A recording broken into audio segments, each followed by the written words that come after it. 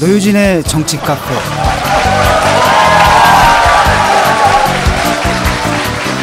네, 안녕하세요. 노유진의 정치 카페 27번째 에피소드 시작합니다. 저는 정의당 국회의원 박원석입니다.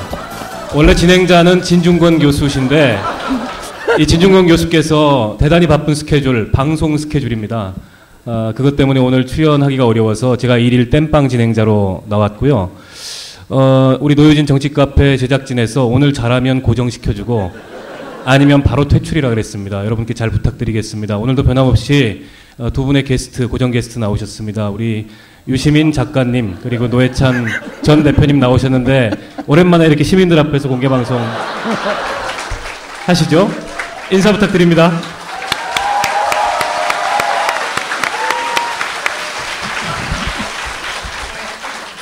예, 제가 이 자존심이 있어서 한 무대에서 같은 노래 두 번 안 부르는데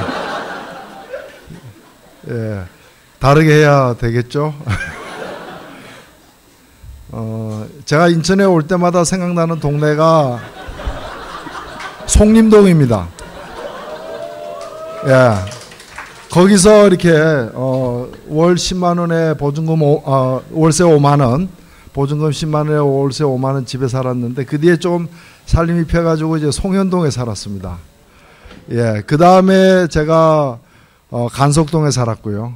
그 다음에 가좌동, 예, 그 다음에 구월동, 그리고 만수동, 뭐 여기 갈산동에도 백마장 갈산동에서도 또 이렇게 그 87년 6월달에 잠깐 살았고 대군역 앞에 그 현대아파트 뒤쪽에 그쪽에서도 예, 그래서 눈에 밟히는 곳이 참 많습니다. 많고 특히나 이 부평구청 앞 길은 87년 6월달에 그냥 여기서 계속 먹고 자고 살았던 것 같아요. 아스팔트 위에서. 그래서 올 때마다 감회가 깊은데 그 사이에 우리 아는 분들은 다 나이가 조금씩 들어가는데 우리 인천에 살고 계신 분들의 살림살이는 어떻게 변했는지 걱정은 그전에보다 더 커진 것 같습니다. 우리 아는 분들이 동구청에서도 우리 조택상 구청장 그리고 또 남동구죠. 배진교 구청장 또 여기 또 홍미영 구청장님 등 해서 아는 분들이 다 이렇게 중요한 역할을 많이 맡아서 가는데 그건 분명히 발전인데 또 다른 한편으로 보면 여전히 나아지지 않는 문제들도 많은 것 같습니다. 오늘 그래서 여러분들과 함께 울고 웃기 위해서 여기 왔습니다. 반갑습니다. 예. 반갑습니다. 저는 유시민입니다. 방송 사고 때문에 리허설로 돼버려가지고 지금 인사말을 두 번째 하는데요. 지금 노회찬 대표님 노래는 아까 불렀던 노래인데 이 편곡이 좀 신통찮은 것 같아요. 예, 저도 나름 편곡해서 한번 해보겠습니다. 우선 박원석 의원을 오늘 교체 투입한 거는 박원석 의원이 진행자를 맡아서 진중권 교수가 방송 때문에 일정이 안 돼서 그렇다 하는데 그건 사실 핑계고요. 오늘 공개 방송이기 때문에 비주얼을 고려해서 박원석 의원을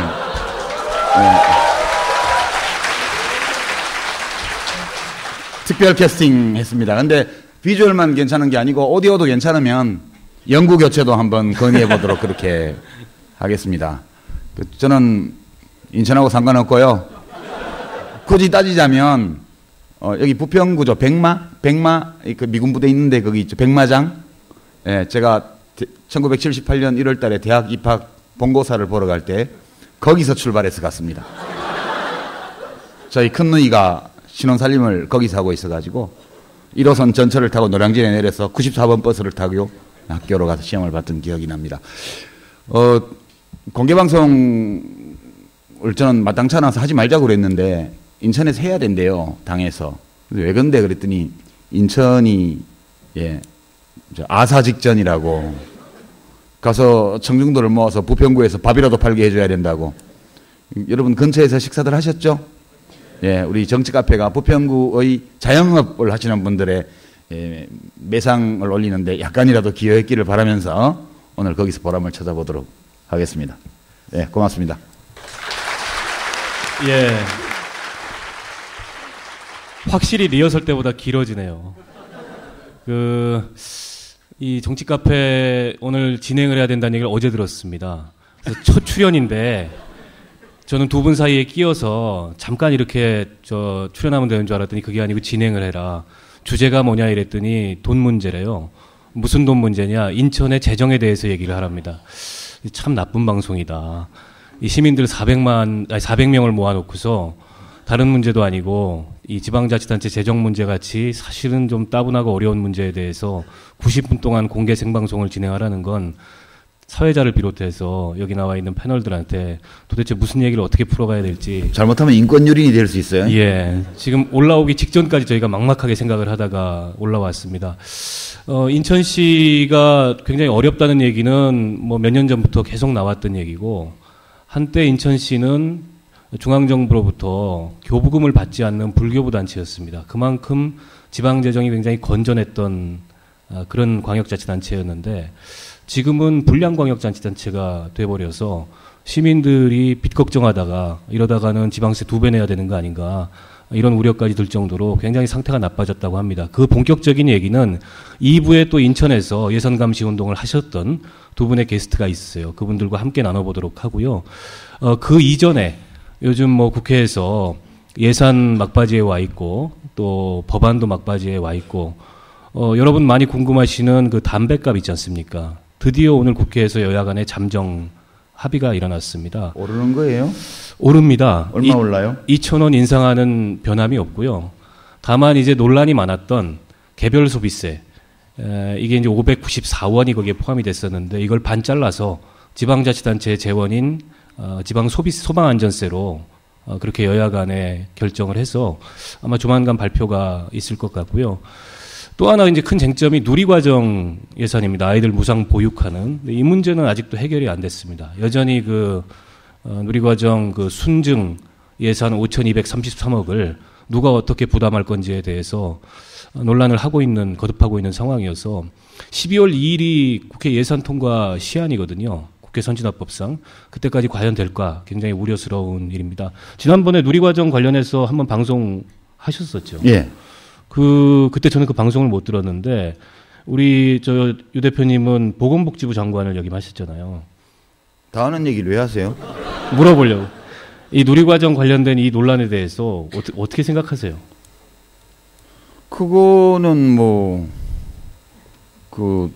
이제 양육보조금 제도로 가는 거죠. 원래 이게 이제 저소득층 보육비만 지원하다가 전계층으로 확대했고, 5세부터 시작해서 이제 3세, 5세까지 이렇게 가는 거니까 유치원 국공립 안 가리고 어린이집 유치원 구별 안 하고 하여튼 시설에 아이들을 맡기는 이제 모든 부모들에게 지원하는 거 아니겠어요? 그런데 그거를 이제 예산 편성을 정부 예산에 편성을 하든 아니면 지방교육청 예산으로 편성을 하든지 간에 지방교육청이 어디서 흑파 가지고 돈 만드는 데도 아닌데 결국은 정부에서 어떤 형태로든 줘야 되거든요.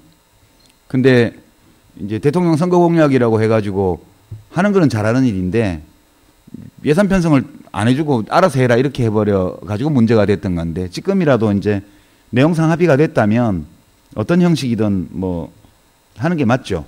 근데 내년 거는 그렇게 합의하는데 그 다음 해부터는 어쩔지 그게 또 좀 걱정은 되고 그렇습니다. 지금 그 문제까지 아마 여야 간의 논의가 안 되는 것 같습니다. 당장 내년에 5천억을 누가 부담할 건가를 가지고 힘겨루기를 하고 있는 상황이어서 내년 가면 이 문제가 또다시 재현될 그런 우려가 굉장히 높고요. 근본적으로는 지금 이제 지방교육재정도 그렇고 지방자치단체의 일반 재정도 굉장히 많이 어렵거든요.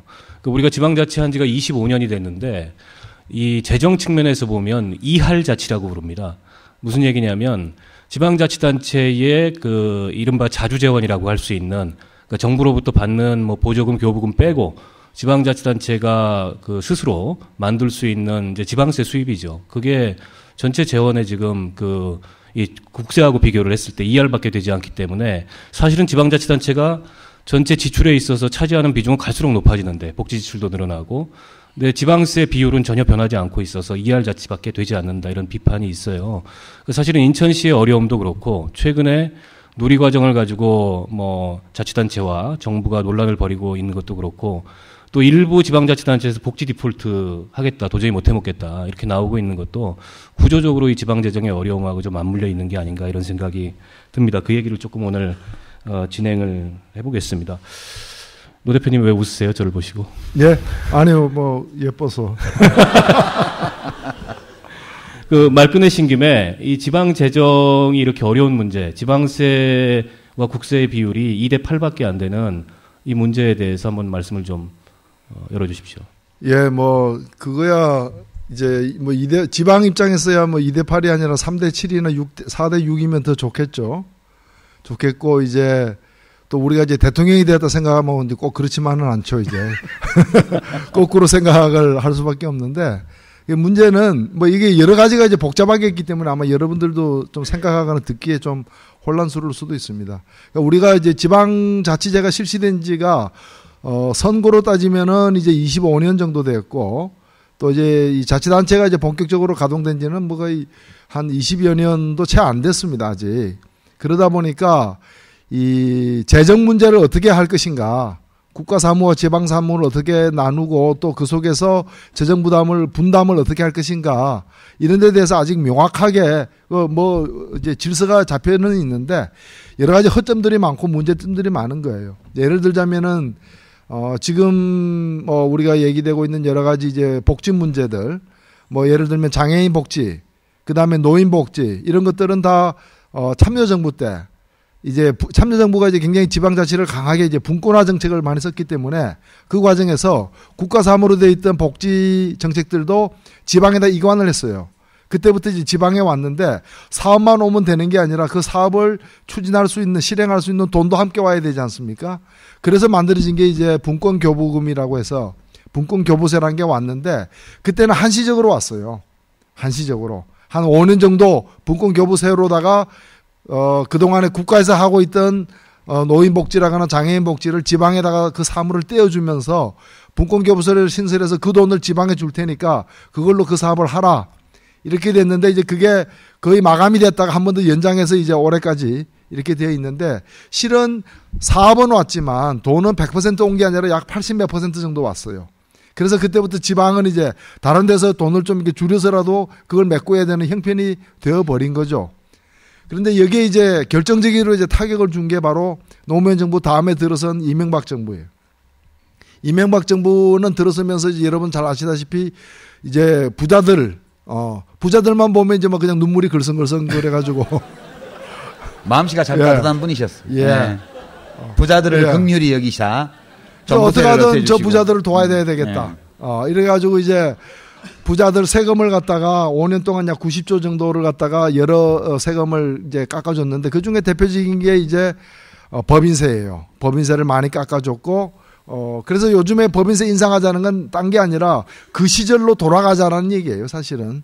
그 법인세 깎아줬고 종합부동산세 많이 깎아주고 해서 90조나 깎아줬는데 문제는 이게 90조 깎아주면 중앙정부 예산만 줄어드는 것이 아니라 중앙정부에서 이제 내국세로 걷어들인 것을 아까 20%라 그랬는데 19.24%인가 뭐 이런 걸 떼어서 지방에 주게 돼 있는데 이 전체 총액 자체가 줄어드니까 지방에 내려가는 것도 줄어드는 거예요. 실제로 그 동안에 이명박 정부 5년 동안에 보면은 이 인천시만 하더라도 한 약 7천억 정도 이렇게 세금이 덜 온 거예요. 그러면 사업하던 것 중에 7천억을 줄여야 되는 거야.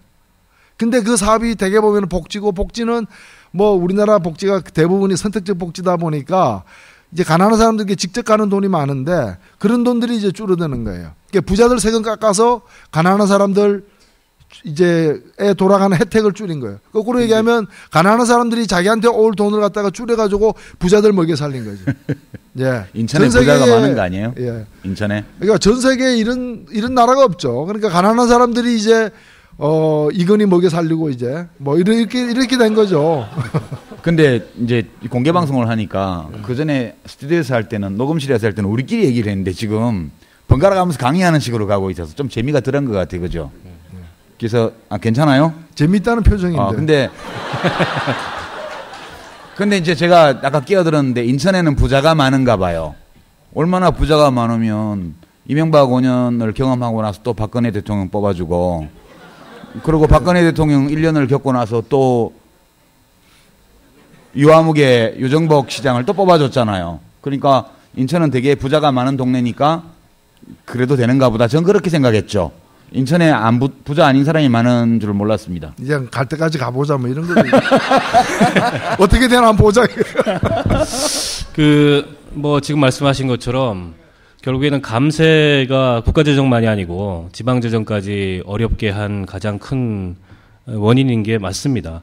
실제로 이게 세수가 줄어들면 정부 수입만 줄어드는 게 아니고 지방자치단체 수입까지 같이 줄어들고, 또 한 가지는 이 법인세 감세뿐만이 아니라 지방세인 취득세를 부동산 경기 활성화한다고 이 거래세의 한 종인 취득세를 굉장히 많이 감면을 해줬습니다. 그게 무려 13조 원 정도 감세를 해줬고요.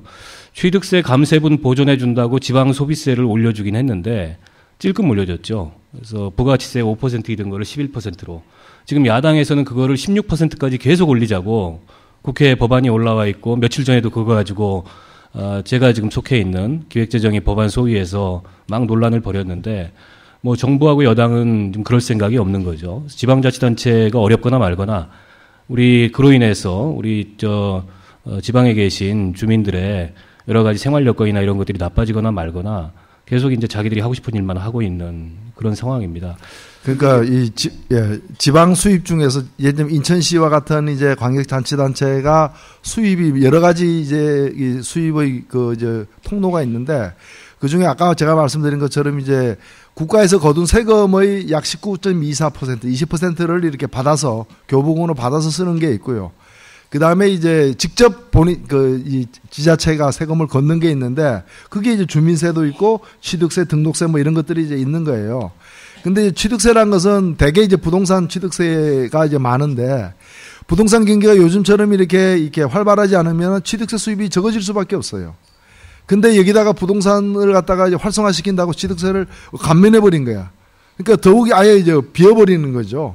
물론 이제 여기에 대해서 취득세 수입이 적어지니까 전국적으로 한 13조나 빵꾸 나니까 이제 이걸 또 다른 데서 돈을 갖고 와서 이제 좀 이제 보상을 해주는 제도를 쓰긴 했지만 이제 충분치 못한 거죠. 그러니까 인천 같은 경우는 뭐 오늘 내내 얘기를 하겠지만은 수입은 과거보다 줄어들고, 그 다음에 적어진 수입 가지고 먹고 사는데 써도 부족한데 뭐 코 높이고 뭐 키 늘리고 뭐 이러면서 집 도배받고 엉뚱한 데 쓰면서 이제 빚이 늘어나는, 그래서 이중 삼중의 악화가 되는 그런 상황에 지금 있는 거죠. 물론 이제 우리가 갈 때까지 가보자 이러면 한번 더 갈 수도 있는데 어떻게 하는 게 망하는 건가? 이제 네, 그 관점에 따라서는요, 옛날이 좋았던 것도 있어요. 어떻게 보냐에 따라서요. 예를 들어서 이제 장관 입장에서 보게 되면 옛날이 진짜 좋았대요. 그 옛날에는요, 안기부, 중앙정보부 안기부 이런 데에서 매월 현금으로 2억 원씩, 3억 원씩 줬대요, 장관한테. 왜 줬습니까? 그걸로 이제 2억 원을 받으면, 보건복지부 장관은 한 3억 받았다고 그러던데, 현금으로. 그러니까 한 3분의 1은 공보관실로 보내요. 그럼 공보관실에서 기자들을 관리하는데 한 달에 1억 원 썼다고 그러고요. 왜냐하면 기자분들, 출입기자들 휴가비도 드려야 되고, 뭐 생일도 챙겨줘야 되고, 뭐 많잖아요. 접대도 해야 되고, 골프장도 모셔야 되고. 그리고 나머지 그럼 3분의 2는 어디다 쓰냐? 그건 장관이 알아서 썼대요. 집에 가서 와이프를 갖다 줘도 된대요. 현금이기 때문에. 장관 하실 때 받아보셨어요? 근데 그게 이제 김대중 대통령 집권기에 없어졌어요. 굉장히 안 좋은 시절에 장관을 하시네요. 그러니까 장관 하나 많아야 그게 별로 남는 게 없어요. 그리고 이 시장, 서울시장, 뭐 도지사, 시장 군수 구청장도 그런데 옛날에는 다 임명제였잖아요. 1991년도에 의회 선거를 처음으로 했고 1994년도에 민선 자치단체장을 처음으로 선출을 우리가 했습니다. 그거 할 때도 김대중 대통령이 한참 동안 단식하셨잖아요. 그 노태우 대통령이 약속해놓고 왜 안 하냐고 단식 투쟁하셔가지고 이제 지방선거를 하게 됐는데, 옛날에는 이제 여기 구청장님만 하더라도 뭐 주민들 안 만나도 돼요. 임명해준 사람한테 잘 보이면 되는 거니까. 그죠? 근데 지금은 나가면 사방 다 유권자니까 누굴 만나도 자기가 을이잖아요. 그때는 완전 구청장이 갑이었거든요. 옛날이 좋았어. 뭐 좀 해먹어도 되고. 이제 이게 농담인데, 그러니까 시도나 혹은 시군구 이런 지방행정 조직이 중앙정부의 심부름꾼이던 시절이 있었어요. 단순한 지시를 이행하는 말단 조직. 거기에서 자치시대로 왔는데 아직 우리의 제도는 지방자치시대에 맞게끔 바꿔지지를 않았어요. 이제 제가 조금 더 얘기해도 돼요? 네, 말씀하십시오. 세금 되게 복잡해요. 그리고 사람들이 세금을 싫어해가지고 세금에 대해서 잘 알아보려고 안 그래요. 그래서 간단하게 설명드리면 우리가 내는 세금에는 국세가 있고요. 그건 중앙정부가 가져가는 거고 지방세가 있어요. 지방세는 이제 광역시도, 특별시, 이 광역시도에서 가져가는 게 있고 인천시가 가져가는 게 있고 부평구가 가져가는 게 있어요. 부평구의 예산, 이 세금이 뭐 있냐 보면요. 자동차세, 재산세, 지방소득세, 주민세, 담배소비세요. 이런 거가 이제 부평구 수입이에요. 인천시는 뭘 거냐? 등록세, 면허세, 취득세, 지방소비세, 레저세, 이거는 이제 뭐 화상경마장 이런 거요. 그런 데서 나오는 거예요. 지방교육세, 뭐 이런 게 이제 이 인천광역시가 가져가는 거예요. 국가는, 정부는 뭘 가져가냐? 소득세, 양도소득세, 이제 근로소득세, 법인세, 상속세, 증여세, 증권거래세, 부가가치세, 개별소비세, 주세, 인지세, 이거 다 이제 정부가 가져가고요. 관세, 그 다음에 여러분들 차 운전할 때 기름에 엄청 들어있는 교통, 에너지, 환경세, 농어촌 특별세, 교육세, 종합부동산세, 이게 다 국세예요. 근데 제가 이걸 보면서 이 논의가 우리가 아직 안 된 게 가장 근본적인 문제라고 보는데, 국가가 살림을 운영할 수 있는 이유는 조세 주권을 갖고 있기 때문에 그래요. 조세 징수권이요. 강제력이에요. 세금 안 내면 압류하고 잡아가요. 심지어 감옥에도 보내요. 이게 강제력이거든요. 그리고 헌법에 납세 의무를 못 박아놓고. 그러니까 이게 조세 주권이라는 건데, 지방자치를 시행하는 모든 나라들이 이 조세 주권을 실제 하고 있는 일에 맞게 수평적 분권화를 해놨습니다. 그 기초자치단체가 하는 일이 있고 광역자치단체가 하는 일이 있고 중앙정부가, 국가가 하는 일이 있는데 그 일의 성격과 규모에 따라서 맞게끔 각종 세금을 이제 수직적 분권화를 한 거예요. 우리도 돼 있긴 돼 있는데 이게 너무 균형이 안 맞아요. 하는 일은 60%인데 이거는 지금 20%가 뭐예요? 그보다 훨씬 낮아요. 정부에서 주는 거 20%도 안 되는 그런 상황이 돼 있으니까 하는 일하고 조세주권, 이 지방자치단체가 확보한 조세주권 사이에 격차가 너무 큰 거예요. 제가 아주 단순하게 말씀을 드리면요. 어떤 세금을 국세로 하고 어떤 세를 지방세로 할까? 뭘 기준으로 나눌까? 이렇게 보면 경기에 따라서, 시간에 따라서, 계절에 따라서, 지역에 따라서 변동이 적고 편차가 적은 세금은 지방세로 하는 거예요. 일정하게 나오는 거예요. 그래야 지방 재정이 안정될 거 아니에요. 경기에 따라서, 시간에 따라서, 계절에 따라서 또는 지역에 따라서, 지역 구성원들의 어떤 살림에 따라서 편차가 굉장히 크게 나는 세금은 지방세로 놔두면 지방 간의 격차가 더 커져요. 이런 건 국세로 흡수하는 거예요. 흡수해서 큰 소태 한꺼번에 넣은 다음에 다시 국자로 떠서 나눠야 되는 거죠. 근데 보시면 제일 안정적인 세금이 부가가치세예요. 소비할 때마다 10%씩 붙잖아요. 이거는 인구수에 따라서 거의 비례적으로 나오고 차이가 적어요. 겨울이라고 안 먹지도 않고요. 여름이라도 더 먹지도 않아요. 서울의 부자라고 강남 부자라고 10끼 먹지 않고요. 시골에 가난한 사람이라고 해서 뭐 한 끼도 안 먹지도 않고 5-3끼씩 먹어요. 그래서 이런 세금을 나눠 쓰거든요. 이 국가하고 지방자치단체가.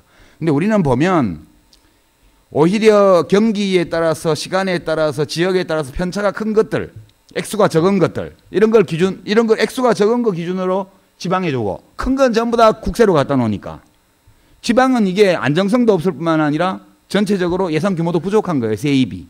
그러니까 이 구조를 바꿨어야 되는데 저희 참여정부 때 업무는 지방 위임 사무로 하던 것들을 특히 복지정책 중심으로 지방 이양을 많이 했는데 했으면 이 조세주권의 수직적 분권화도 같이 했어야 돼요. 근데 그때 그걸 안 했어요. 죄송합니다. 좀 더 세게 쳐야 되는데. 제 책임입니다. 네. 마지막에 자기 반성하려고 앞에 길게 얘기를 지금 하셨던 것 같아요. 그러니까 일단 감세 문제가 좀 어느 정도 해결이 돼야 되고, 그다음에 지금은 이제 우리 유시민 대표께서 얘기하신 거는 세목 조정을 좀 해야 되겠다. 그래서 좀 안정적인 세금을 지방세로 돌려줘야지 맨날 지방세라고 이 파이가 작은 것만 가져가서 그것 때문에 매일 이렇게 어려워질 수 있냐, 이 문제를 지적을 하시고, 또 한 가지 이제 최근 들어서 생긴 현상이 지방자치단체가 쓰는 돈이 굉장히 늘어났습니다. 특히 이게 복지 지출이 늘어나면서 지금 보니까 전체 지방자치단체에서 가장 지출 비중이 높은 게 복지 지출이더라고요. 근데 이 복지 지출이 대부분 다 이게 국고보조 사업이어서 매칭을 하도록 돼 있습니다. 그러니까 정부에서 어떤 복지 제도를 만들거나 새롭게 뭔가 복지 제도를 신설을 하면 지방은 자동적으로 재정 부담이 따라오는 이런 제도로 구성이 돼 있어요. 그렇다 보니까 지방자치단체에서는 우리가 무슨 중앙정부 시다발이냐, 정부에서 하라면 무조건 해야 되는, 그러면서 돈도 안 주는 이런 상황이 지금 발생을 하고 있거든요. 그래서 지금 그 마지막에 참여정부 때 이제 재정분권을 했으면서 적당한 세목 조정을 못한 게 좀 이제 문제였다 이렇게 지적을 하셨는데, 이 앞으로도 복지 지출은 계속 늘어나갈 거거든요. 근데 복지 지출의 성격상 지방자치단체가 해야 되는 것도 있지만 저출산 고령화 문제처럼 전 국가적인 이슈 그리고 전 국가적인 과제는 원칙적으로 중앙정부 재원으로 하는 게 저는 맞다고 봅니다. 근데 이번에 누리과정 이 예산 논란에서 보듯이 그런 재정들까지 다 지금 지방자치단체에 떠맡기고 있어요. 그러다 보니까 지방자치단체에서 스스로 하는 사업에 쓰는 돈과 보조사업에 쓰는 돈을 비교를 해보면 이게 역전이 돼버렸습니다. 국고보조사업에 쓰는 돈이 더 많이 늘어났어요. 그래서 당연히 지방자치단체에서는 불만이 터져나올 수밖에 없는 상황이거든요. 그래서 이 복지재정 문제, 이거 어떻게 해결하면 좋을지 말씀을 좀 해주십시오. 예, 우선 이 박근혜 대통령이 여러분들 기억하시다시피 2012년 12월 달에 이제 대통령이 될 때, 그때 여러분들 대통령 후보 정책 토론회, TV 토론회 같은 거 보았던 기억이 아마 나실 겁니다. 그때 주로 이제 서로 더 많은 복지 공약을 하면서 이제 이렇게 얘기를 했는데, 그때 박근혜 후보의 가장 대표적인 공약이 이제 5세까지의 아이들에 대해서 완전 무상 보육을 실시하겠다, 이런 공약이었습니다. 그래서 그걸 가지고 그게 과연 가능하냐 안 하느니 이제 여러 가지 논란도 많았는데, 일단은 한 수 더 떠가지고 이제 이분께서 세금을 안 걷고 증세 없이 그 복지 공약을 실현하겠다, 이렇게 얘기한 거죠. 그러니까 거의 레일 없이 기차로 이제 어디까지 시베리아로 가겠다, 이런 얘기하고 비슷한 얘기인데, 본인은 이제 가능하다고 굳게 이제 믿었던 것 같아요. 그래서 이제 계속 이제 문제가 제기되니까 2013년 작년 5월 달에 자기 공약을 갖다가 이제 가계부처럼 만들어가지고 꼼꼼하게 이렇게 따져서 가능한 것과 불가능한 것을 이제 구분하겠다 해서 공약 가계부라는 걸 작년 5월 달에 발표를 했습니다. 발표를 했는데, 그 발표할 때 이제 자기 공약을 다 견적을 내보니까 135조가 든다.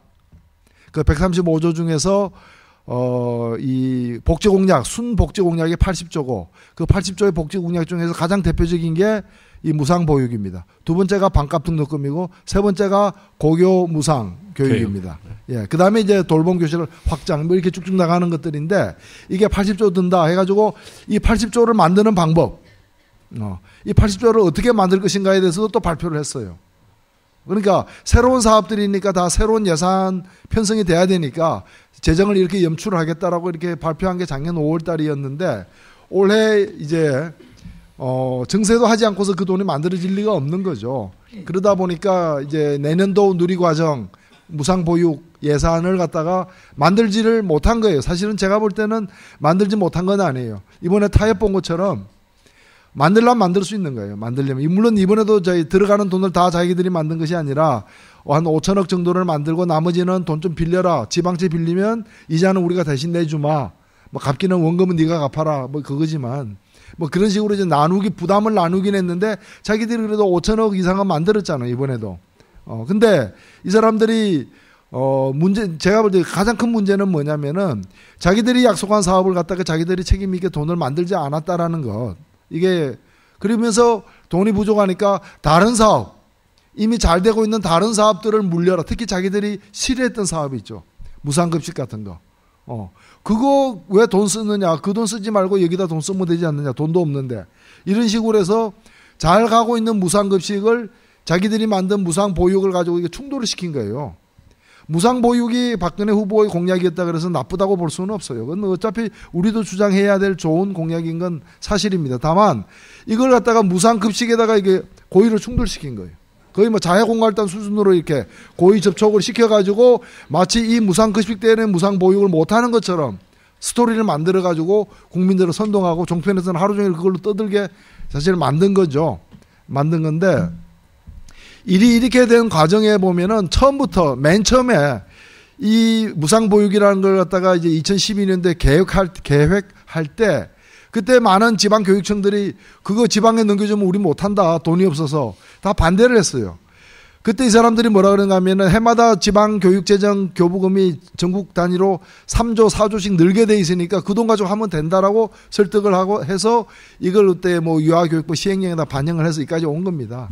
그렇기 때문에 저는 무상보육이니까 중앙정부에서 해라 이 말도 일리는 있지만은 이게 이제 관할의 문제보다는 어디서 하든 지금 추세가 이제 이런 복지를 갖다가 근거리 복지 시스템으로 해가지고 지방에서 이렇게 직접 담당을 하는 걸로 돼 있고 그러다 보니까 무상급식 같은 경우에는 국고 지원이 거의 없어요. 없다 보니까 무상급식 같은 경우에는 지방마다 다 편차가 많아요. 서울은 지금 70% 무상급식 하고 있지만 울산은 35%만 하고 있습니다. 그게 각 지방에서 합의되는 수준에 따라서 부산 같은 경우는 지금 초등학교만 무상급식 하고 있어요. 이걸 이번에 부산 김석준 교육감이 이제 작년에 지난번에 당선될 때 이걸 중학교까지 무상급식 하겠다고 당선되었지만 서병수 새누리당 부산시장이 돈을 안 주니까 그냥 내년도 중학교 무상급식을 포기를 한 겁니다. 이런 것처럼 각 지방의 이제 사정에 따라서 각 지방에서의 합의 수준에 따라서 좀 많이 되기도 하고 적게 되기도 하고 이렇게 자연스럽게 가고 있는데 이제 무상보육 같은 경우에는 정부에서 내려보낸 사업이니까 돈도 함께 내려보내야 되는데 사업만 내려보내고 돈을 안 내려보냄으로써 지금 이제 요란스러운 문제가 생겼던 겁니다. 그래서 앞으로도 이 복지 사업은 누가 이제 복지를 확대하지 않더라도 돈은 더 들게 돼 있어요. 인구가 늘어나고 복지 혜택을 받는 사람 수혜 대상자가 늘어나기 때문에 가만히 있어도 저절로 복지 예산은 늘어나게끔 원래 돼 있습니다. 원래 돼 있는데 이 늘어나는 부분이라거나 또는 이제 신규 복지 사업에서 새롭게 소요되는 재정을 갖다가 누가 어떻게 분담할 것인가에 대해서는 확실하게 약속한 대로 가지 않는다면은 지금처럼 대충 가다가 슬그머니 딴 데 넘긴다거나 이번에도 마찬가지입니다. 이 마지막 5천억 오늘 합의한 내용도 보면은 참으로 그 나쁜 사람들이라는 게 그냥 누리교육으로 5천억 준다 이러면 될 것을 갖다가 누리교육은 여전히 한 푼도 안 준다예요. 안 주고 지방교육 재정의 다른 부분 돌봄 교육 여기다가 5천억 늘려주고 그럼 돈이 5천억 남을 거 아니에요. 그 돈 가지고 쓰라 이거예요. 그러니까 똑같은 돈 5천억 가지고도 이렇게 자기들이 마치 이제 끝내 누리교육은 국고 지원 안 했다라는 이제 뭐 형식적 명분을 남기기 위해서 그런 식으로 타협을 받던데 여하튼 이제 이런 데 대해서 사실은 국회에만 맡길 일이 아니다. 지방자치단체와 또 중앙정부만의 싸움만으로 될 일이 아니다. 이건 그야말로 시민적 감시 이런 게 굉장히 중요하고 필요한 대목이다. 근데 뭐 그런 거 하면 뭐예요? 해도 들어주지도 않는데. 정권을 바꿔야지. 안 그러면 안 되지. 일단 바꿔야지 뭐가 되지. 지금 여러분 2년 동안 이렇게 했는데 3년 동안 뭐 달라질까요? 저는 진짜 개꼬리 3년 묵혀 여우꼬리 되냐 그 옛날 속담이 생각나더라고요. 그냥 이렇게 갈 것 같아요. 3년 동안은. 뭐 백날 좋은 얘기 해봤자 무슨 의미가 있을까? 그래서 제가 요새 텔레비 출연을 안 하잖아요. 그래도 얼마 전에 텔레비에서 봤는데 왜 그래요? 저도 봤는데 1월 1일 날 한 번 나갔어요. 그 다음에 또 나갔. 그 다음에 한 번 더 나갔네. 아니 JTBC 선사장이 하도 전화를 해가지고 그것 때문에 요즘 저 정의당까지 더불어서 욕 많이 먹고 있어요. 공무원연금. 예, 욕 먹는 것을 두려워하지 않는 용기. 이게 우리 살아가는데 되게 필요해요. 예, 지금 전반적으로 지방재정 현실 문제를 가지고 얘기를 하고 있는데요. 제가 제일 화나는 건 그런 겁니다. 아까 이제 노회찬 대표께서 잠깐 소개하셨는데 누리과정을 교육청에 떠맡기면서 이 정부에서 했던 얘기가 지방교육재정 교부금이 한 해에 2조 3조씩 늘어날 거다. 이런 재정 전망을 보여줬어요. 아주 장밋빛 전망을. 근데 앞서도 말씀드렸듯이 감세 때문에 내국세 수입이 줄어들고 돈이 안 들어오니까 지방교육재정이라고 늘어날 방법이 있습니까? 올해는 그 차이가 당시에 이주호 장관이었습니다. 이명박 정부 시절에.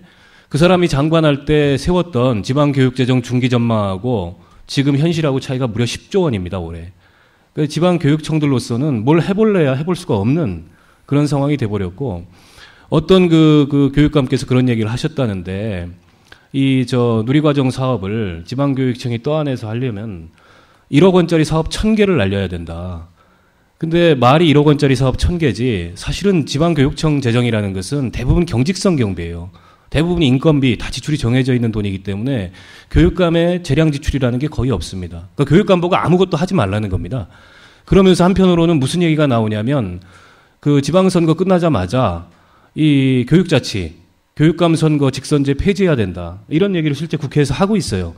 제가 국회 지방자치발전특위의 위원인데, 그게 이제 대통령 산하의 지방자치발전특위가 구성이 돼서 그와 조응하는 국회 특위를 만든 건데, 그 국회 특위에 와서 지방자치발전특위위원장이라는 사람이 보고하는 게 그 내용입니다. 저는 그거 찬성할 수도 있다고 보는데, 왜냐하면 그 다음번 교육감 선거 전에 대통령 선거가 있거든. 아니 우리가 이긴다 그래서 교육자치를 이렇게 바꿀 수 있다 이런 얘기를 하시면 편집해 주세요, 이 내용은. 예. 웃자고 하는 얘기입니다. 예. 자, 이제 이 주제로 슬슬 넘어가겠는데요. 오늘 이 노유진 정치카페 인천 이 부평 생방송 주제가 인천시 지방재정 잔혹사입니다. 굉장히 살벌한 이름인데, 인천시의 지방재정이 나름대로 괜찮았을 때부터 거기에 계속 경고를 보내고 이 적신호를 울렸던 두 분이 계십니다. 오늘 그 두 분을 모시고 도대체 건강한 지방자치단체였던 인천시가 오늘날 왜 이 모양 이 꼴이 됐는지 그 내막을 아주 상세하게 들어보도록 하겠습니다. 인천경제정의실천시민연합 사무처장이신 김성원 처장님, 그리고 참여예산센터 소장이신 박준복 소장님, 두 분을 큰 박수로 맞이하겠습니다.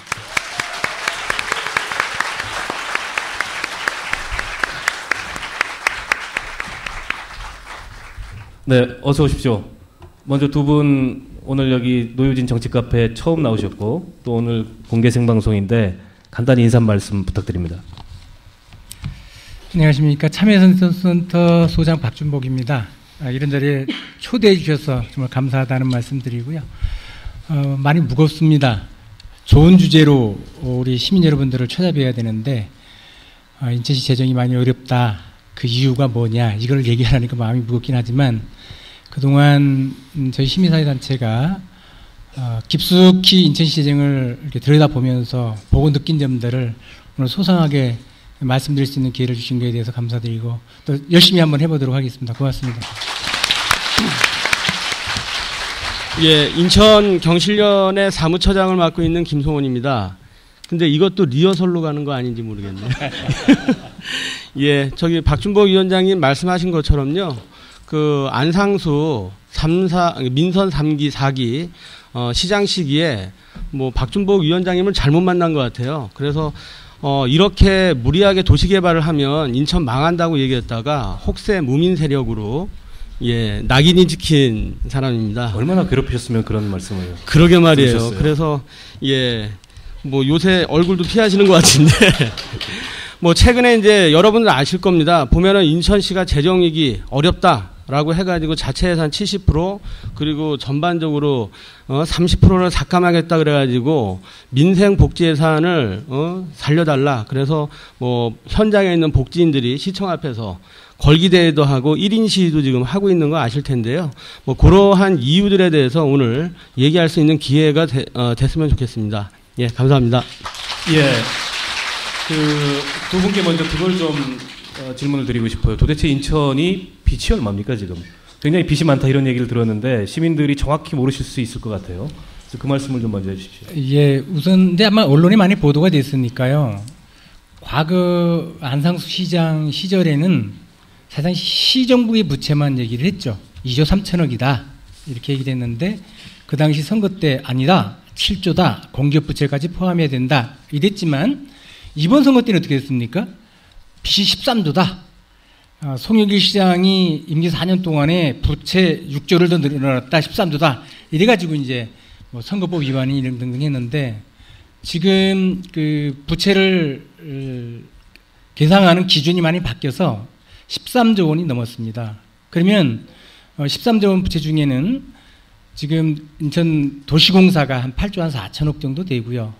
그리고 인천시정부가 지금 그 각종 자료에 보면 한 3조 2천억 조금 안 되는 것으로 돼 있는데 그거는 채무가 그렇고 부채는 정확하게는 4조 7,800억입니다. 4조 8천억 정도 되는 거죠. 그래서 한 13조 이상의 지금 부채를 갖고 있는데 이거 하루에 이자가 한 2억 정도씩 지금 나갑니다. 엄청나게 큰 규모고요. 여기에 이제 더해서 어떤 게 있냐면 부채에 포함되지 않은 실질적 부채들이 또 많이 있습니다. 예를 든다면 이런 거죠.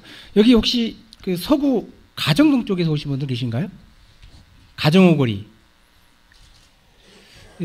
여기는 지금 인천시 재정이 단 한 푼도 들어가지 않았는데 이미 LH가 이 도시 건물주택들을 다 매입을 해서 아시다시피 지금 그 평당 매입 단가가 2천만 원이 넘습니다. 거기다가 지금 뭐 건물주택 모하게 되면 과연 분양이 안 되는데 이미 LH가 지난 7월 현재로 보면 한 1조 7천억 정도를 투입을 했는데 이거는 시정부의 재정이 투입되지 않지만 앞으로 가정오거리가 완전히 끝나면 시정부랑 5대5로 반분하도록 되어 있습니다. 적자가 나면 적자가 나는 대로, 이윤이 나면 이윤이 나는데 지금 현재로서 약 한 1조 원 정도씩을 부담해야 되는 상황이기 때문에 이 부분도 여러분들이 시정부의 재정이 지금은 들어 이자만 매일 1억씩 들어간다 이렇게 이해하고 계시면 매일 이자만 1억씩을 지금 내고 있다. 굉장히 심각한 문제인데, 근데 부채가 이렇게 아까 13조 원이라고 그러셨죠? 13조 원까지 늘어나게 된 원인이 있을 거 아닙니까? 제가 알기로는 2008년까지 보통 교부금도 안 받던 상대적으로 굉장히 재정적으로 건강한 그런 지방자치단체였는데 2008년 이후에 갑작스럽게 지금 나빠진 거거든요. 근데 이렇게 갑작스럽게 나빠진 가장 큰 원인이 뭡니까? 그럼 여러분들도 다 아실 겁니다. 무리한 도시개발 사업 때문에 결국에 이제 이 지경에 왔다라고 얘기할 수 있고, 그 당시에 이제 박준복 위원장님은 인천시 이제 내부 회계, 저는 이제 지방 공기업에 대해서 그 당시 분석을 했는데 상당히 이제 당황스러운 게, 지방 정부 같은 경우에는 뭐 장관님도 계시지만 보면은 이제 안행부 눈치를 보기 때문에 지방채를 발행하는데 한계가 있습니다. 그러다 보니까 돈이 모자라니까 어떤 짓을 했냐 하면 인천도시공사, 관광공사, 교통공사 이런 지방 공기업을 만들어서 인천시가 가지고 있는 땅들이 있지 않습니까? 이런 걸 현물 출자를 해가지고 자본금을 늘리고 그 늘린 만큼 공사 채권을 발행하는 겁니다. 그렇게 해서 무리하게 공사 채권을 만들어서 그걸 가지고 개발 사업을 한 거죠. 근데 부동산 호경기였을 때는 관계가 없지만 아시겠지만 미국발 금융위기가 오지 않았습니까? 그러다 보니까 부동산 후폭풍이 오면서 이게 다 개발 사업이 중단되면서 빚으로 다 떠안게 된 거죠. 그래서 근본적인 원인은 무리한 개발 사업이다 이렇게 얘기할 수 있을 것 같습니다. 개발 사업으로 인해서 막대한 부채를 졌다. 그게 이제 안상수 시장 때부터 진행이 됐던 그렇죠. 뭐냐면 민선 이제 3기가 2002년도 그리고 2006년도 민선 4기. 그러니까는 민선 3, 4기 때 본격적으로 대규모 도시개발이 있었고 특히나 배경이 된 거는 아시겠지만 2001년도에 경제자유구역법이 제정이 되고 2003년도에 지정되지 않습니까? 그래서 송도에 있는 경제자유구역에 막 아파트가 들어서고 큰 빌딩이 들어서니까 구도심에서도 왜 우리 동네는 안 해주냐, 균형발전 해야 된다. 그래서 송도 등 경제자유구역과 그리고 또 구도심까지도 도시재생 사업이라는 명목으로 해가지고 양쪽이 다 도시개발이 이루어진 거예요. 그래서 당시에 이런 얘기 나왔습니다. 그 당시 인천시 도시개발 규모가 100조 원이다 이런 얘기까지 나올 정도로 그렇게 이제 그 개발 사업 광풍이 불었던 거죠. 자, 안상수 시장 때 그 대형 개발 사업들을 남발하면서 부채가 굉장히 늘어났고 제 기억으로도 그 송영길 전 시장이 처음 인천시장 이제 출마해가지고 이 문제를 가지고 굉장히 논란을 선거 과정 중에 벌였던 걸로 기억이 납니다. 인천시 부채가 얼마냐, 내지는 그 부채를 어떻게 해결할 거냐 이 문제를 가지고 굉장히 선거의 쟁점이 됐던 것으로 기억을 하는데, 그래서 송영길 시장이 인천시장이 되고 나서 인천 재정 문제에 대해서 어떤 그 돌파구나 해결의 실마리가 마련되지 않을까 이런 기대들을 많이 했었어요. 어땠습니까? 그 뒤로 넘어가면서. 분명하게 인천시 빚 7조다. 이거 해결하겠다 해서 당선된 거 맞죠. 그런데 중요한 것은 시장 취임 이후에 시 재정을 신속하게 파악을 하고 대응을 해야 되는데 그 대응 과정이 1년 반을 호송세월한 거죠. 그러다가 2011년 1월에 감사원 감사를 통해서 2004년부터 2010년까지 인천시가 8,500여 원 규모의 분식 결산을 했다. 다시 말씀드리면 재정은 적자가 나고 있는데 이것을 시민사회와 시의회와 정부를 속여서 흑자가 난 것처럼 둔갑을 시켰다. 이거 아니겠습니까? 그래서 그 이후에 깜짝 놀라가지고 마련한 것이 이제 530 대책이라고 마련을 했고, 그리고 그 이후에 보니까 2012년도 말까지 현금 1조 2,500억이 부족하다. 그리고 2013년까지는 약 2조 원의 현금이 부족한데 이걸 하기 위해서 어떡하냐? 그때 나온 게 이제 6809 그리고 알토란 같은 터미널을 매각하지 않으면 단기간 내에 2조 원이라고 하는 현금을 마련하기 어렵다. 그래서 임기 내에 그거 마련하고 그걸로 유동성 위기 겨우 극복하고 임기 마친 것이죠. 근데 문제는 저는 그렇게 생각을 합니다. 2007년 4월 달에 인천 아시안 게임을 이제 유치를 했는데 아마 기억들을 하실 겁니다. 우리 시민들이 얼마나 많이 열광을 했고 그 유치를 위해서 얼마나 많은 노력을 했습니까? 저는 유치한 지 한 15일 정도 지나서 지방언론에 이런 기고를 했습니다. 과연 인천시가 이 아시안 게임 할 수 있냐? 왜? 그때만 해도 인천의 재정 문제를 얘기하지 않을 텐데요. 제가 보는 건 좀 달랐던 부분이 뭐냐면 2004년부터 2007년, 2008년 이때에 인천시가 재정 여건이 좋았음에도 불구하고 실질적으로 아까 우리 전 장관님도 말씀하셨지만 자주재원 시민들로부터 걷어들이는 이 세금이 가장 많이 증가될 때가 1,500억을 넘지 않았어요. 그럼 1,500억이 넘지 않는 이 세금을 가지고 경기장 하나 짓기도 어려운데 아시안게임 하려면 경기장 한 50개 정도 필요하거든요. 물론 뭐 인근 도시라든가 기존의 경기장들도 활용하지만 끝내 지금 17개 경기장을 건축했지 않습니까?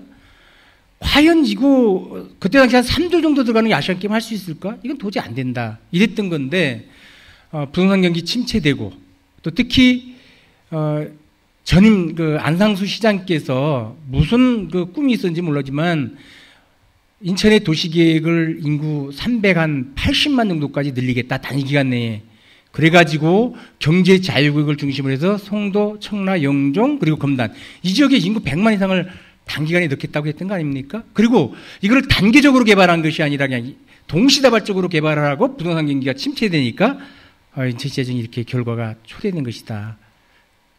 이 경제자유구역 사업이라는 게 최초에 기획된 거는 2003년으로 제가 기억을 합니다. 국민의 정부 때. 처음에는 굉장히 뭐 좋은 취지에서 그리고 거창한 포부를 갖고 시작이 됐는데 결국에는 이게 지금 그 감당할 수 없는 그런 개발 사업으로 전락이 돼서 결국에는 인천시가 빚더미에 앉게 된 핵심적인 원인이 됐다. 지금 요지는 이 말씀이잖아요. 예. 그런데 그러면 이후에 이 인천시가 지고 있는 막대한 부채, 지금 인천시의 GRDP가 얼마인지 제가 모르겠는데 그 13조면은 뭐 우리 인천 시민들 그 인구 대비할 때 엄청난 부채입니다. 이 문제를 도대체 어떻게 어디서부터 해결을 하고 실마리를 풀어가야 되는 건지 이 얘기가 중요할 것 같아요. 그래서 두 분이 그동안의 문제 제기를 계속 해오셨기 때문에 그와 관련해서도 나름의 견해를 좀 갖고 계실 것 같은데 우선 말씀을 좀 해주시죠. 뭐 일단은 아쉬운 부분이 그 인천에서 이제 야당의 첫 시장, 야당 출신자로서 첫 시장이 송영길 시장이었어요. 송영길 시장이었는데 나름 뭐 시민사회에서는 뭐 기대도 상당히 있었던 것 같습니다. 그러면서 그 당시에 송 시장한테 뜻있는 사람들이 제안을 했어요. 재정 위기를 극복할 수 있는 방안이 뭘까? 그래서 제안했던 게 아시안게임 반납이었습니다. 포기하자.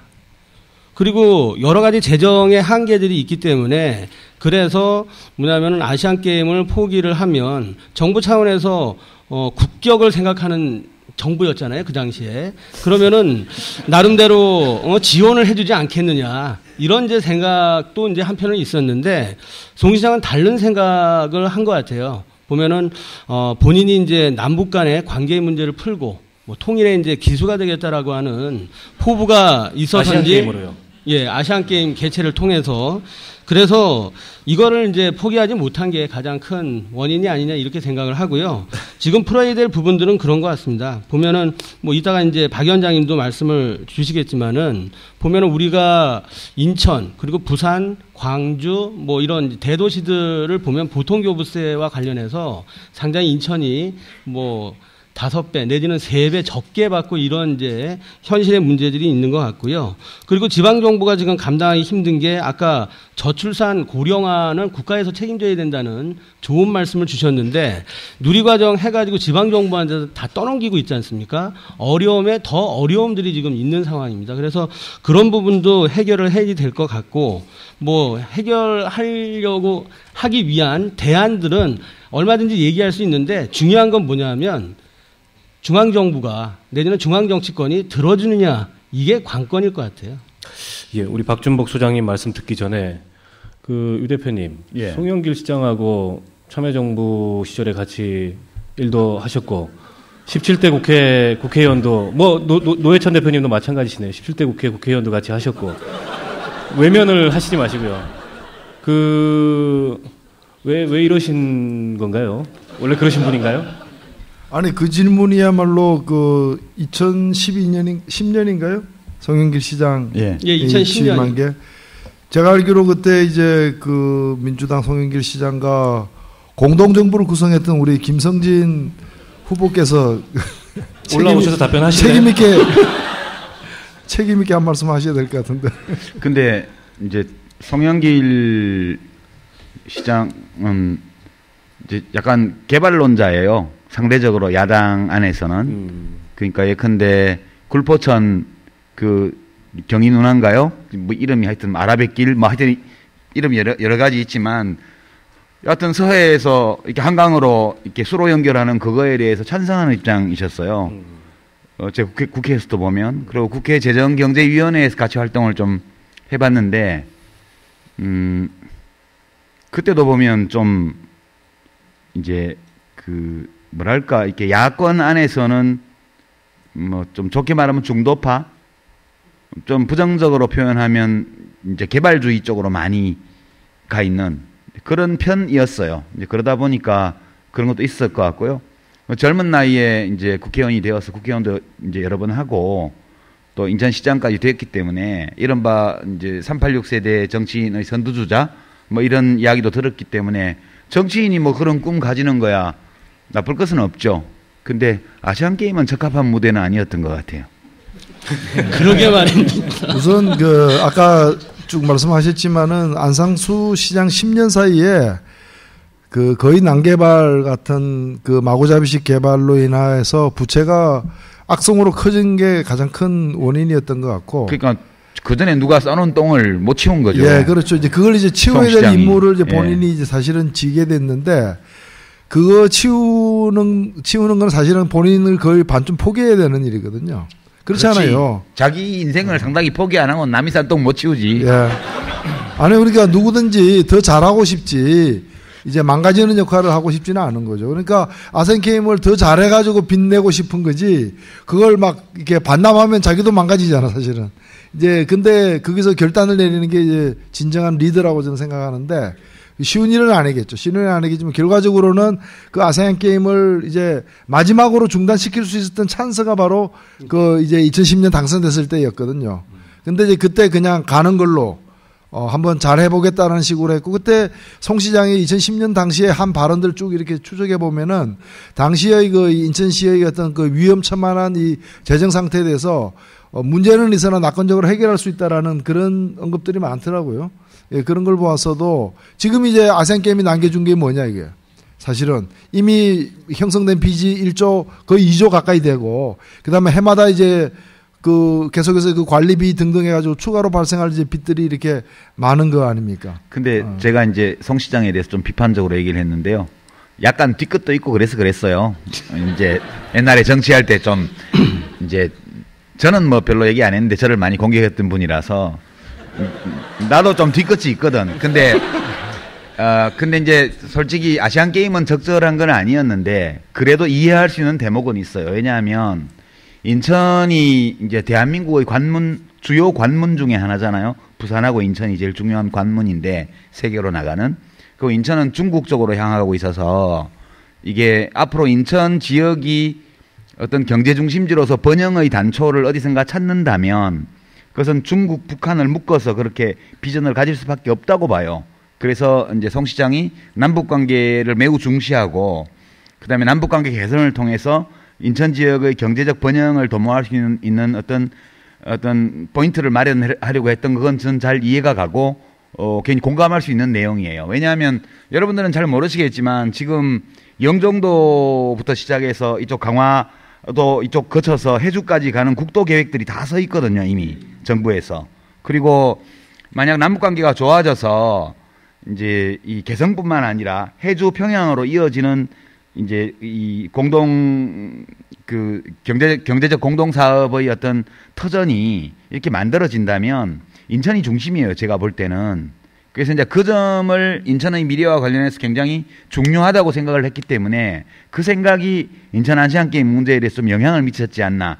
근데 좀 다르게 판단했더라도 괜찮았을 텐데 그런 아쉬움이 좀 있죠. 말씀에 동의를 하고요. 예. 그래서 이제 그런 계획을 했는데 중요한 것은 아시안 게임이 애초 유치되는 그 시점서부터 보면은요. 2006년도 지방선거하고 연결이 돼 있었고 그게 선거의 공약으로 나오면서 시민적 합의에 의해서 진행된 게 아닙니다. 그리고 이게 재정위기하고 연결이 되어 있기 때문에 그 문제를 근본적으로 해결하지 않은 상황에서 아시안게임으로 간다는 건. 아니, 그래도 2007년도에 정권교체를 했으면 좋아질 수도 있었죠. 아시안게임이. 남북관계와 안타깝죠. 관련해서. 민영원단도 오고 소위 뭐 고위 인사들도 오고 같이 고위 인사들은 왔었어요. 아니 그 2010년에 서열 2, 3, 4위가 불현듯 내려와가지고 2010년에 당선된 송영길 시장이 뭐 아시안 게임을 갖다가 중단했었으면 하는 것은 지금 결과론적인 그렇죠. 평가는 할 수 있어요. 할 수 있는데 실은 아시안 게임 누가 시작했습니까? 사실은 안상수 시장이 시작한 거잖아요. 아 그러니까요. 그렇지. 예, 지금 제 약속한 걸 해야 되니까 어쩔 수 없이 그런 거지. 안장수가 막혀서 닭대가리 예, 제가 지금 그 얘기를 하는 거예요. 예, 지금 청중께서 말씀하신 건 안상수 닭대가리가 한 짓이다. 제가 대신 마이크에 넣어드렸습니다. 그 아시안 게임을 유치하는 유치 비용만 500억을 썼어요. 예. 물론 그거로 통해서 뭐 돈을 엄청 벌면은 또 다 상쇄될 수 있는 부분이긴 하지만은 그래서 우리가 그건 좀 종합적으로 얘기를 할 필요가 있고 뭐 여기 왔으니까 제가 얼마 전에 제가 텔레그램에 이렇게 가입을 했더니 바로 그 우리 송영길 시장한테서 이렇게 연락이 왔어요. 중국에 지금 보니까 중국에서 금문도 가는 이렇게 배를 타고 있다라고 연락이 왔는데 그래서 거기서도 이제 아시안 게임에서 생각을 많이 하고 있는 거. 자, 그러니까 본인이 충분히 생각을 하고 있으리라 저는 믿습니다. 네.